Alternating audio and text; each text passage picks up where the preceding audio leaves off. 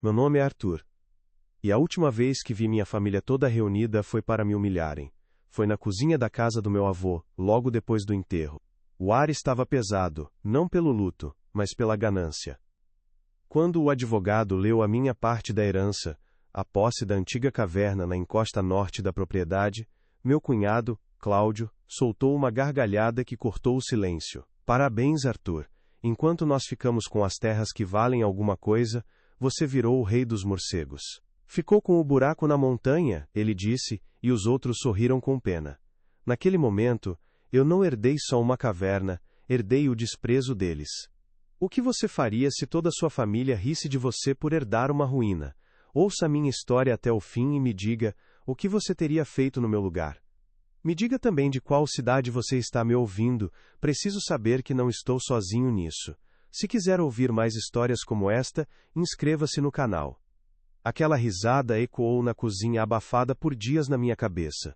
Não era uma piada inocente, era cruel, calculada para me diminuir. Vi nos olhos da minha própria irmã um alívio mesquinho por não ter sido ela a premiada com o pedaço de terra inútil. Ninguém se lembrou das vezes que ajudei, do dinheiro que emprestei ao próprio Cláudio para cobrir suas dívidas de jogo, um favor que ele nunca me agradeceu. Ali, naquela mesa, eu não era mais o irmão, o tio, o cunhado. Eu era o tolo que ficou com as pedras. Segurei a xícara de café frio com tanta força que meus nós dos dedos ficaram brancos. Não disse uma palavra. Apenas assenti, e meu silêncio foi a confirmação que eles queriam da minha derrota. Mal sabiam eles que aquele silêncio não era de resignação, mas de uma promessa que fiz a mim mesmo. A humilhação não ficou trancada naquela cozinha. Em Serra Quieta, uma cidade pequena onde as notícias correm mais rápido que o vento na serra, eu virei motivo de piada.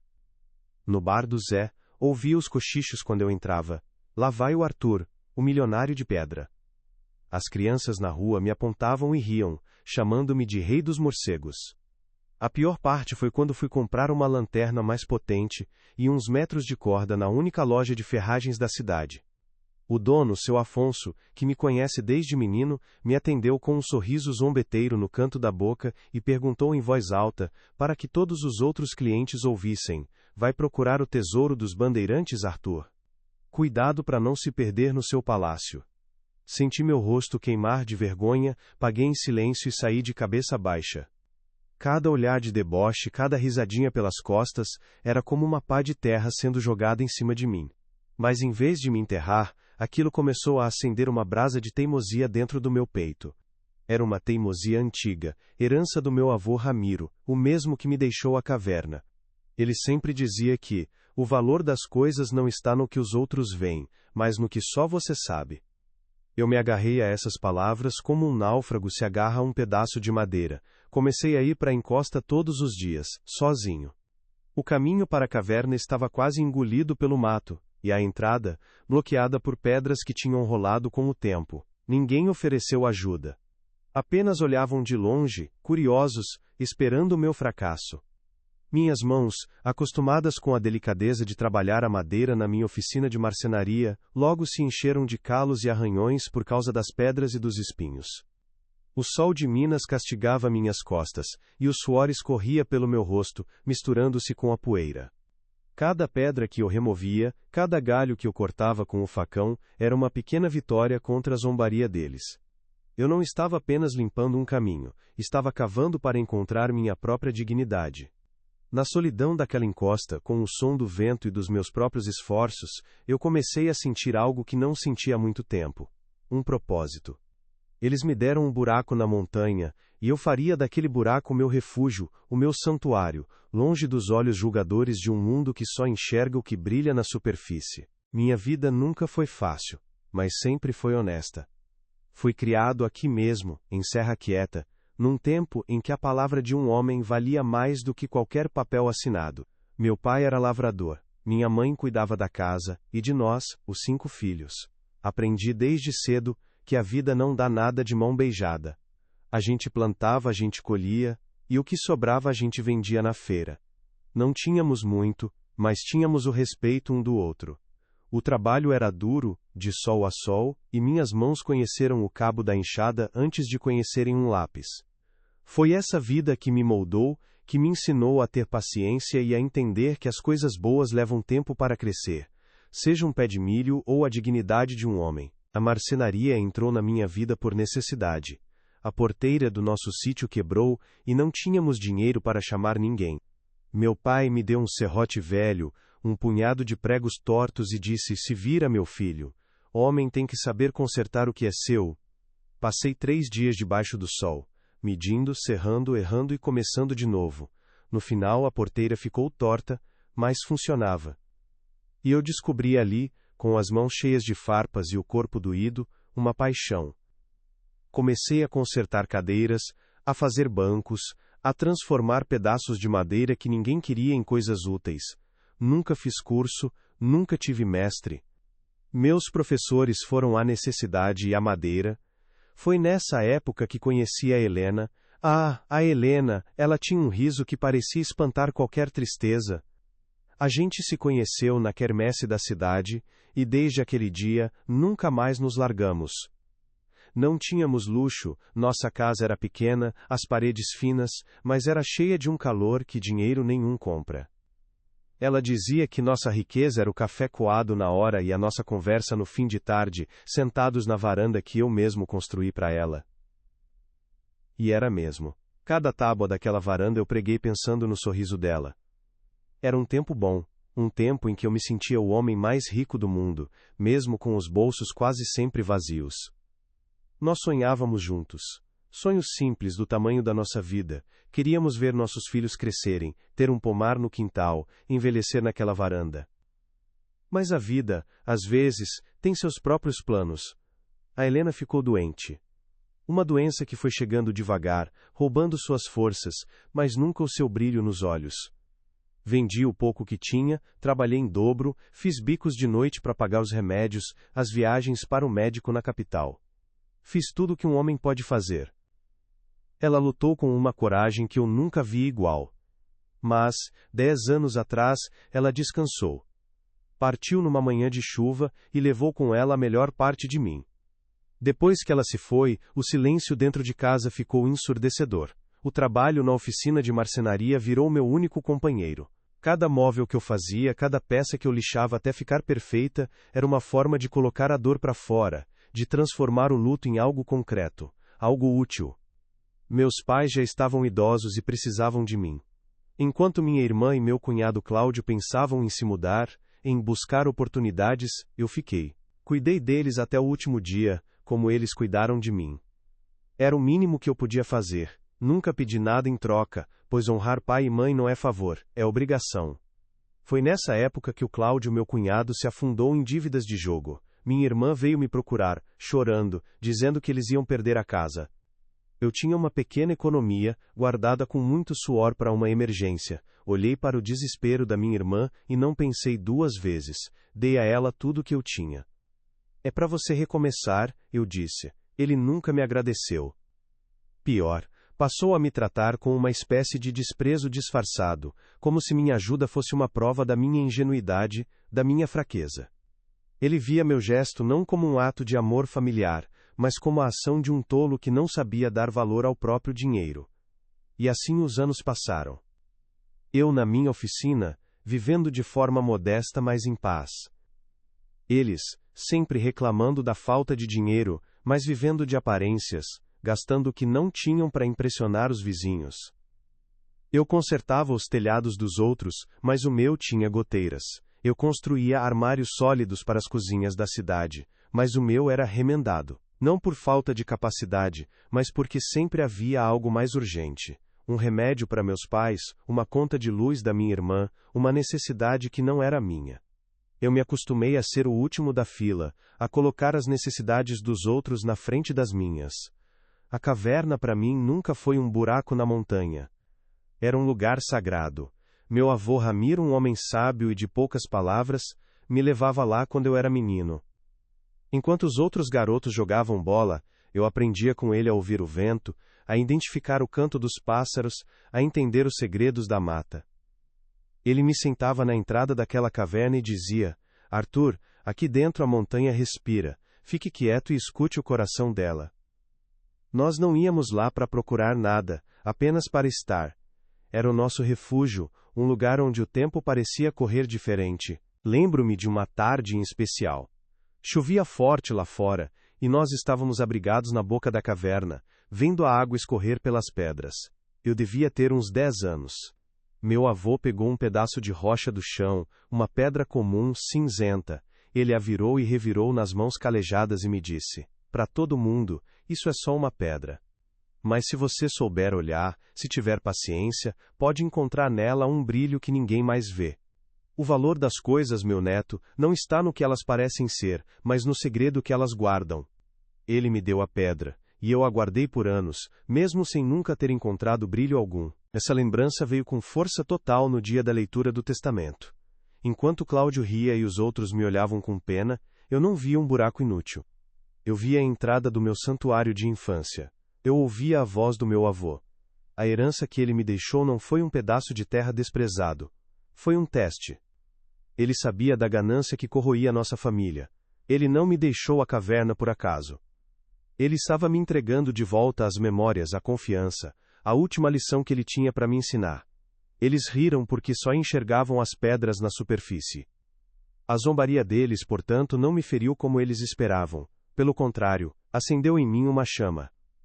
Uma necessidade de provar, não para eles, mas para mim mesmo, e para a memória do meu avô, que eu era digno daquela confiança.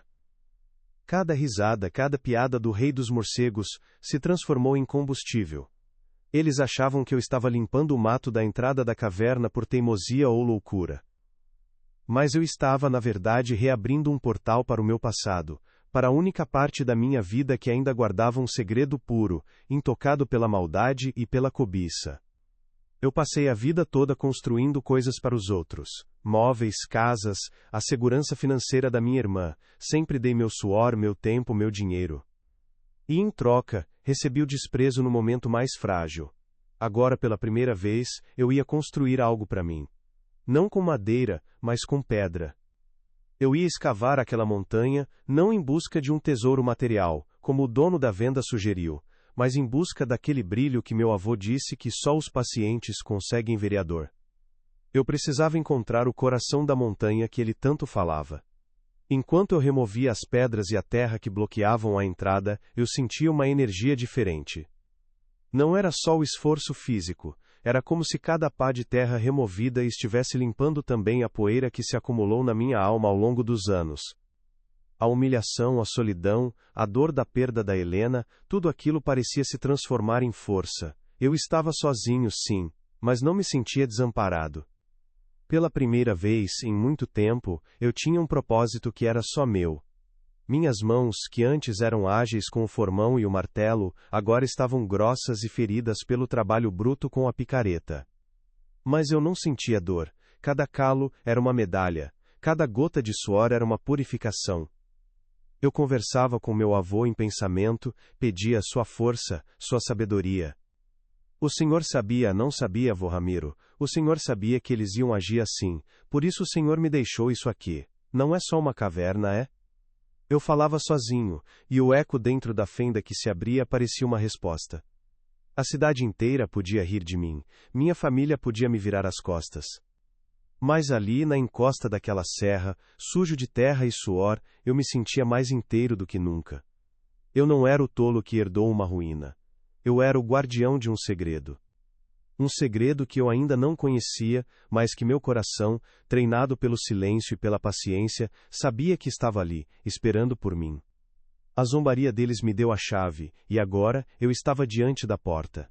O trabalho era lento e metódico, como a minha marcenaria. Uma pedra de cada vez, um carrinho de mão cheio de terra de cada vez. Eu não tinha pressa. Aprendi com a vida que a pressa é inimiga da perfeição. E o que eu estava fazendo ali era um trabalho de restauração. Não da caverna, mas da minha própria história. Eu estava resgatando o menino que ouvia o coração da montanha, e preparando o homem para finalmente encontrar o seu próprio valor, não nos olhos dos outros, mas no silêncio daquele lugar que sempre foi meu. Depois daquele primeiro mês, a zombaria deixou de ser um evento e virou o ar que eu respirava em Serra Quieta. A alcunha Rei dos Morcegos pegou de um jeito que nem meu nome verdadeiro parecia ter mais força. Quando eu passava pela praça, as conversas nas rodas de amigos paravam por um instante, e eu sentia os olhares nas minhas costas, seguidos de risadinhas abafadas. Não era mais uma ofensa direta, como a do Cláudio, era algo pior, uma piada constante, um folclore local do qual eu era o personagem principal e patético. Eu me tornei o entretenimento barato da cidade, o assunto para preencher o silêncio quando não havia mais o que falar do tempo ou da colheita. A mudança mais dolorosa foi nos pequenos gestos do dia a dia.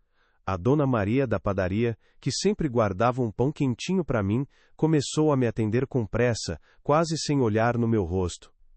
Vizinhos que eu conhecia desde criança, com quem dividi o banco da escola, começaram a atravessar a rua quando me viam vindo na mesma calçada. Era um movimento sutil, quase imperceptível para quem olhasse de fora, mas para mim, era como um muro invisível sendo erguido ao meu redor, tijolo por tijolo. Cada rua atravessada, cada bom dia não respondido, era mais uma confirmação de que eu não pertencia mais àquele lugar da mesma forma. Até as crianças, que antes corriam para me mostrar seus brinquedos novos, aprenderam a zombaria. Um dia, eu estava voltando da encosta cansado e sujo de terra, e um grupo de meninos que jogava bola na rua parou, e um deles gritou: "Olha lá o tio Arthur! Vai dormir na sua casa de pedra com os morcegos?" Os outros riram alto. Naquele momento, eu não senti raiva das crianças. Senti uma tristeza profunda por saber que aquela maldade não nasceu nelas, foi plantada pelos pais, sussurrada nas mesas de jantar, e agora florescia na boca inocente de quem mal entendia o peso daquelas palavras. Apenas continuei meu caminho, com a cabeça um pouco mais baixa que o normal. Aos poucos, o isolamento se tornou completo. Os convites para o churrasco de domingo na casa da minha irmã pararam de chegar. No começo, eu ligava, perguntava se estava tudo bem. A desculpa era sempre a mesma, vaga e fria. "Ah, Arthur, foi uma coisa de última hora, nem deu tempo de avisar." Depois da terceira vez, eu entendi o recado e parei de ligar. A dor de ser deliberadamente excluído pela minha própria irmã, a mesma para quem eu dei minhas economias, era uma ferida que não fechava. Era mais cortante do que qualquer piada dita no bar. Era a prova de que, para eles, minha presença havia se tornado um constrangimento. O Cláudio, meu cunhado, parecia sentir um prazer especial em alimentar minha fama de louco. Eu o ouvia de longe, no armazém, contando para quem quisesse ouvir que eu estava perdendo o juízo, que passava os dias falando com as pedras, e que estava obcecado com aquele buraco inútil. Ele pintava um quadro de mim como um velho senil, que não sabia lidar com a decepção da herança. A verdade é que ele não suportava a ideia de que eu não estava derrotado. Meu silêncio e minha persistência o incomodavam profundamente, porque ele precisava que eu fosse o fracassado da história para se sentir superior. Um dia meu vizinho de cerca, o Benedito, um homem que sempre se achou mais esperto que os outros, me parou no portão.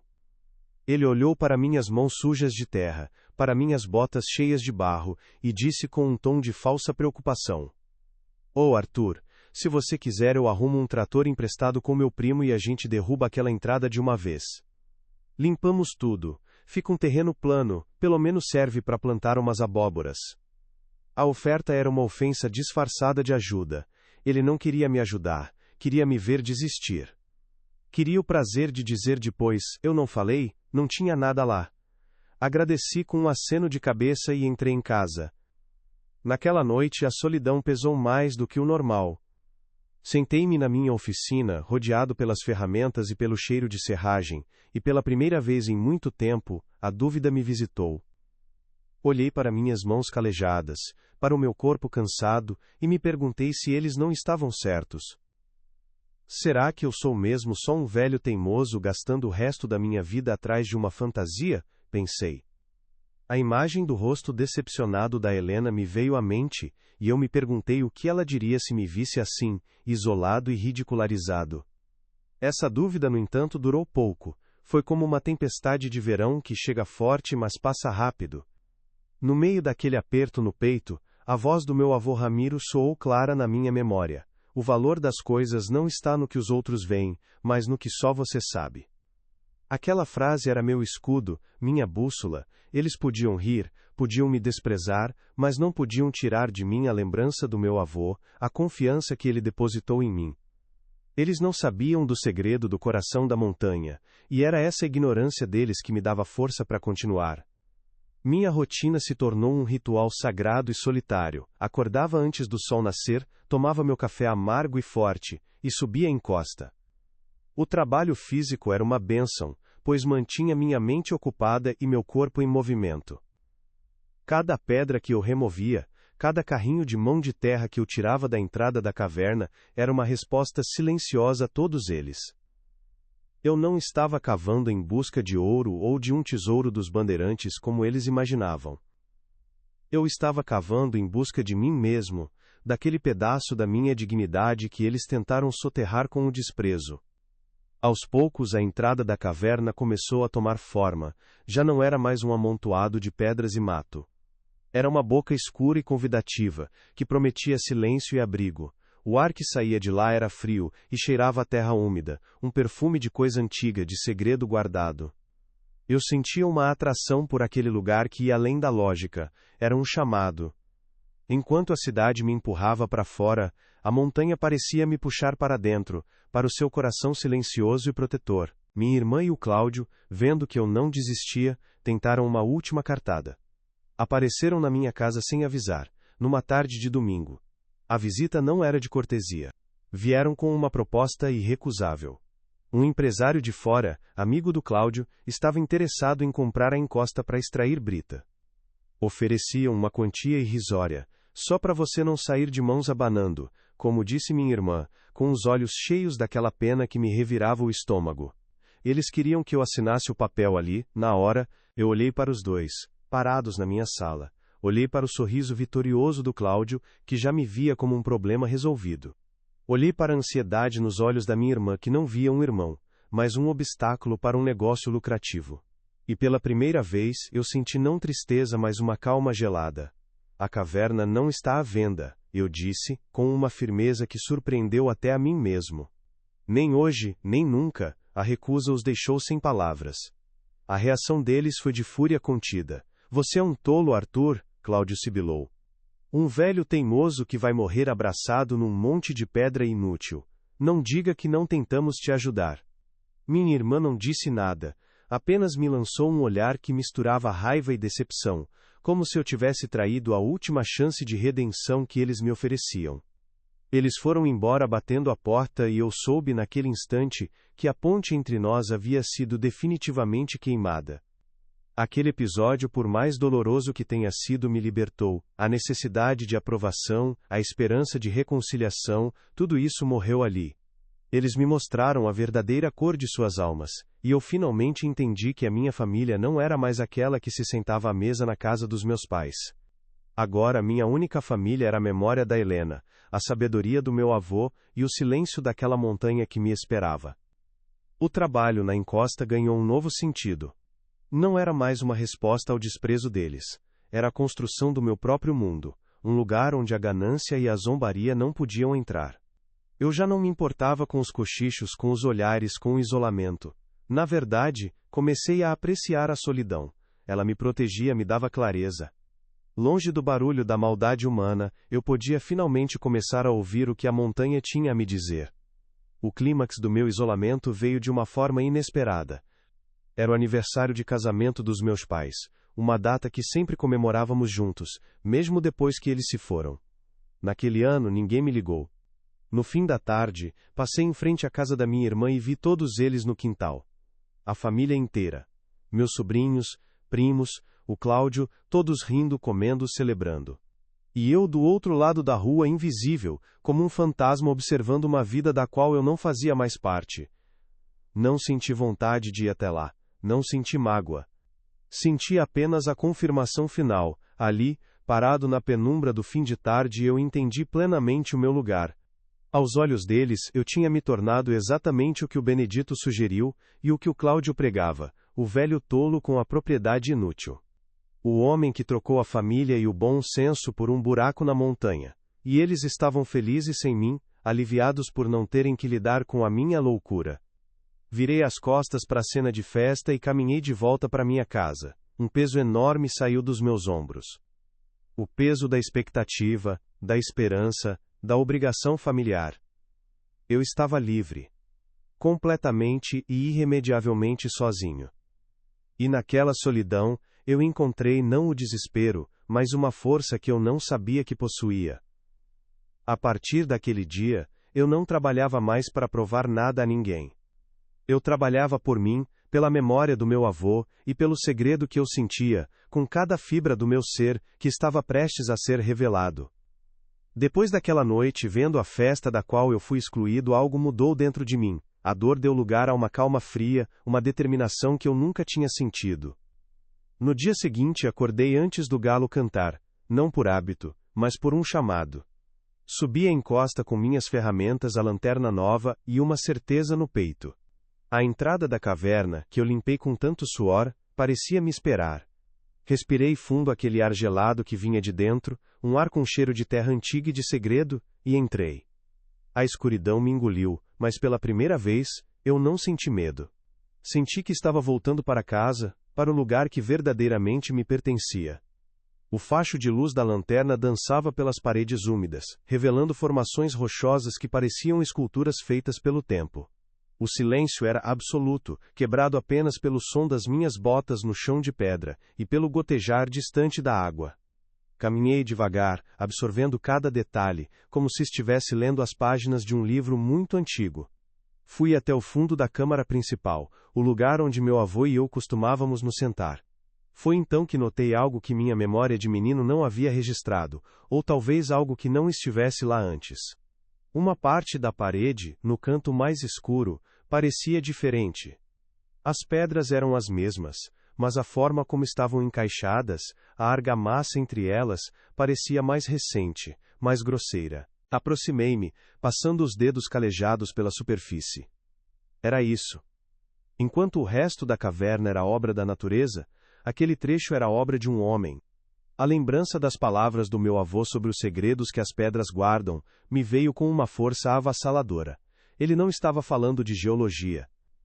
Ele estava me dando uma pista. Peguei a pequena marreta e o talhador que trouxe comigo. Não havia pressa no meu gesto. Cada batida era precisa, calculada, como quando entalho um pedaço de madeira delicado. Eu não estava quebrando a parede, estava desmontando-a, com o respeito de quem abre um presente sagrado. As pedras começaram a ceder.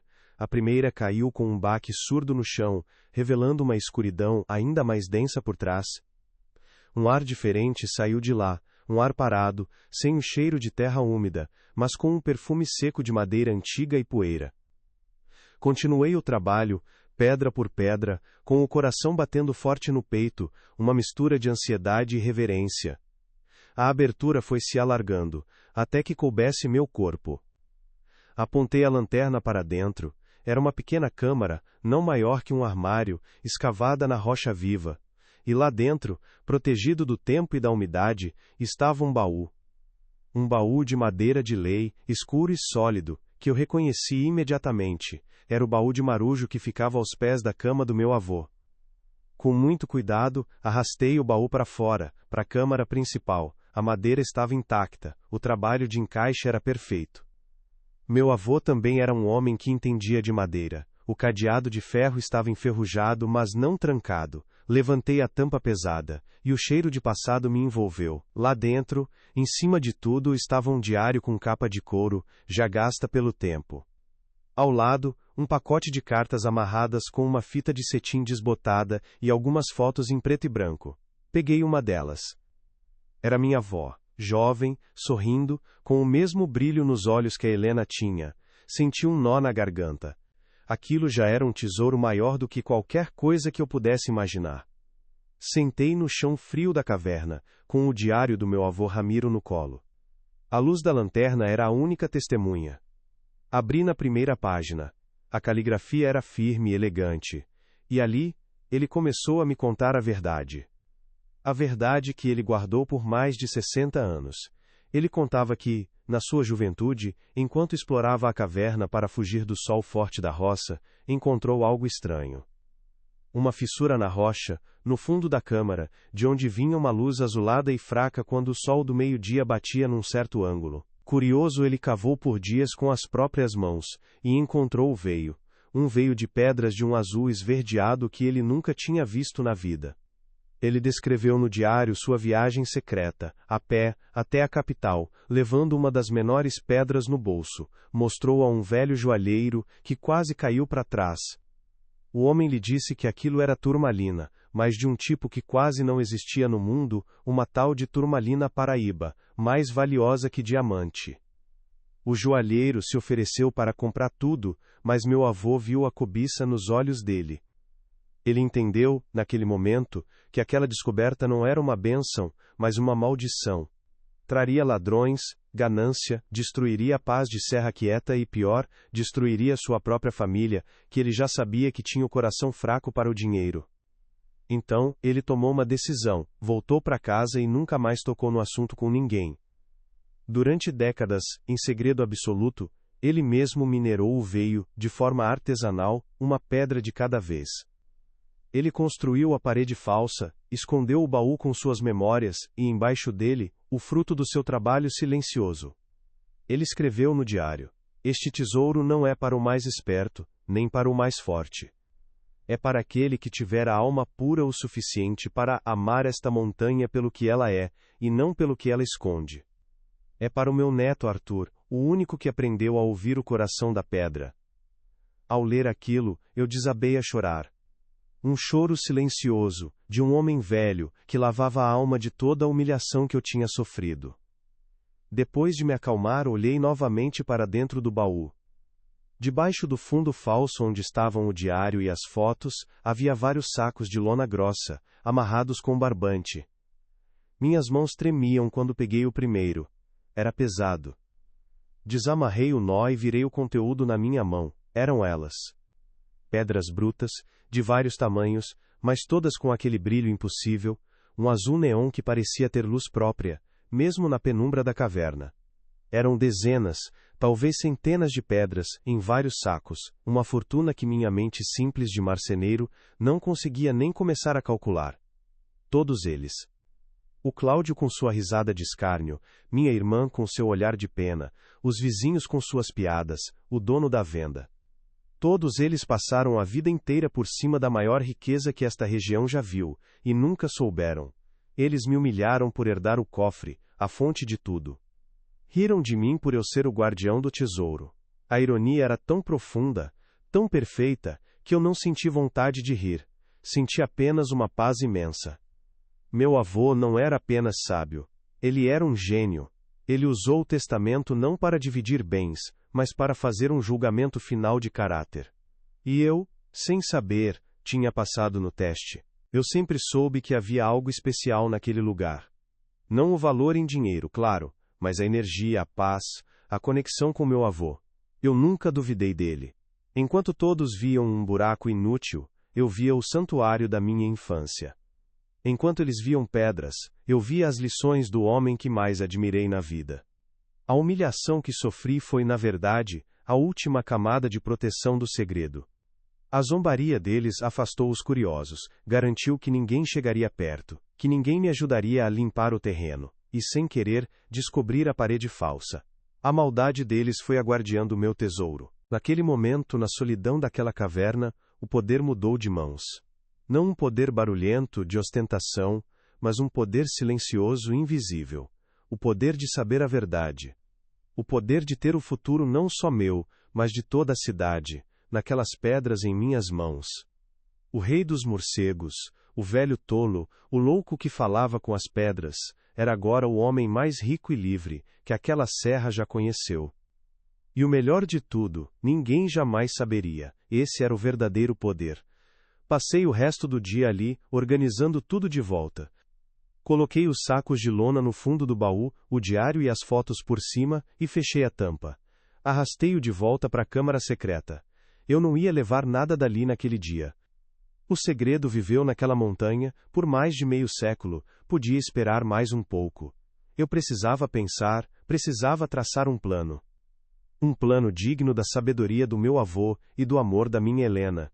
A justiça que eu faria não seria uma vingança. Seria uma construção. Antes de sair, comecei a reconstruir a parede, pedra por pedra, com a mesma paciência de antes. Usei barro e pequenas lascas de rocha para fazer uma argamassa improvisada, parecida com a que meu avô usou. Ao terminar, a parede parecia tão antiga e natural quanto o resto da caverna. O segredo estava seguro novamente. Dei uma última olhada para a escuridão, para o silêncio protetor, e senti uma gratidão que transbordava do peito. A humilhação tinha acabado. A zombaria tinha perdido todo o seu veneno. Eles podiam continuar com suas vidas pequenas, com sua ganância mesquinha. Eu saí da caverna já no fim da tarde. O sol se pondo pintava o céu de laranja e roxo. Respirei o ar puro da serra, e olhei para o vilarejo lá embaixo, tão pequeno e distante. Eles continuavam lá, vivendo suas vidas, completamente alheios ao que tinha acabado de acontecer ali em cima. Eles me julgaram derrotado, mas eu tinha vencido da forma mais silenciosa e definitiva possível. A herança do meu avô não foi a caverna, nem as turmalinas. Foi a lição final. A verdadeira riqueza não é o que você tem, mas o que os outros não conseguem ver nem roubar. E o meu valor, a minha dignidade estava agora guardado no coração da montanha. Meu plano começou a se formar ali mesmo, naquela encosta. Eu não confrontaria ninguém. Não esfregaria minha sorte na cara de quem me desprezou. Isso seria pequeno. Seria o tipo de vitória que o Cláudio buscaria. A minha justiça seria diferente. Seria como o trabalho do meu avô, silenciosa, paciente e duradoura. Eu venderia apenas uma das pedras menores, o suficiente para me dar a tranquilidade que nunca tive. E com o resto, eu faria algo que honrasse a memória das duas pessoas que mais amei, meu avô Ramiro e minha esposa Helena. Eles me deram as ferramentas, e agora, eu finalmente iria construir algo para mim. Não uma casa ou um móvel, mas um legado. Minha primeira decisão, tomada ali na quietude da minha oficina, com o cheiro familiar da madeira me acalmando, foi a mais importante de todas. A vingança não faria parte da minha história. O que eu ganharia esfregando a riqueza na cara do Cláudio e da minha irmã? Por um momento imaginei a cena, eu chegando com um carro novo, mostrando os documentos, vendo o queixo deles cair, mas a imagem me trouxe um gosto amargo à boca. Seria me rebaixar ao nível deles, usar o dinheiro como eles teriam usado, como uma arma para humilhar. A sabedoria do meu avô não foi me deixar um tesouro para que eu me tornasse igual àqueles que ele desprezava. A maior vitória não seria vê-los derrotados, mas viver uma paz que o dinheiro deles jamais poderia comprar. A justiça, eu entendi naquela noite, não precisava de plateia. Ela precisava ser sentida por mim, e só por mim. O plano era simples, como um bom encaixe de marcenaria. Fiz uma mala pequena com roupas de quem não quer chamar atenção, e peguei o primeiro ônibus para Belo Horizonte, uma cidade grande o suficiente para que um homem como eu se tornasse invisível. Lá, usando um nome falso, procurei não um comprador de joias, mas um gemólogo, um estudioso de pedras, um homem de ciência. Levei comigo apenas uma das pedras menores, uma que cabia discretamente no fundo do meu bolso. Quando ele a analisou, seus olhos se arregalaram, mas não com a cobiça que meu avô descreveu, e sim com a admiração de um artista diante de uma obra-prima. Vendi aquela única pedra por um valor que para mim parecia infinito. Não era o dinheiro em si que me importava, mas o que ele significava: liberdade. Era o fim das preocupações, das contas atrasadas, da necessidade de agradar quem quer que fosse para sobreviver. Com o coração em paz e os bolsos cheios de uma tranquilidade que eu nunca havia conhecido, fiz o que a Helena teria querido. Voltei para a Serra Quieta e continuei sendo o Arthur de sempre. Mas, discretamente, usando um advogado da capital para que meu nome nunca aparecesse, criei a Fundação Helena Vargas. Uma fundação pequena, sem alarde, com um único propósito: oferecer bolsas de estudo e cursos profissionalizantes para os jovens da cidade, para os filhos e netos daqueles que riram de mim. Eu queria que eles tivessem as oportunidades que eu não tive, que aprendessem um ofício, que pudessem sonhar com um futuro para além daquela serra. Era uma justiça silenciosa. Eu não estava lhes dando esmolas, estava lhes dando a ferramenta mais valiosa de todas: a chance de construir a própria dignidade. Os anos seguintes foram de uma paz quase sagrada.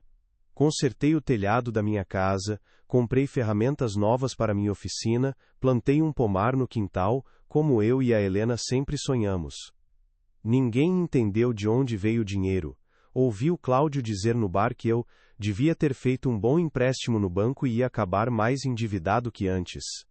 Minha irmã, quando via um jovem da cidade indo estudar fora com a bolsa da fundação, comentava com as vizinhas: ainda bem que apareceu esse rico de fora para ajudar, porque se dependesse da gente daqui, eles viviam suas vidas, completamente alheios, tropeçando na minha generosidade anônima e nunca, nem por um segundo, conectando os pontos. A ignorância deles era o meu escudo, a minha paz. Eles continuavam me vendo como o tolo do buraco na montanha, e isso era perfeito. Hoje, continuo sendo o marceneiro de Serra Quieta, o rei dos morcegos, e gosto desse título, ele me lembra todos os dias do verdadeiro valor das coisas. A caverna continua lá, intocada, guardando seu segredo no coração da montanha. É o meu santuário, meu lugar de poder. Eles ficaram com as terras férteis, com a ganância que os corrói por dentro, com a certeza vazia de que eram os espertos. Eu fiquei com o que realmente importava. Fiquei com o silêncio, com a memória do meu avô, com o legado de amor da minha Helena e com a dignidade que eles tentaram me tirar, mas que, no fim, só conseguiram fortalecer. Eles nunca entenderam que o maior tesouro não estava escondido debaixo da terra, mas na capacidade de olhar para um lugar que todos desprezam e enxergar um lar.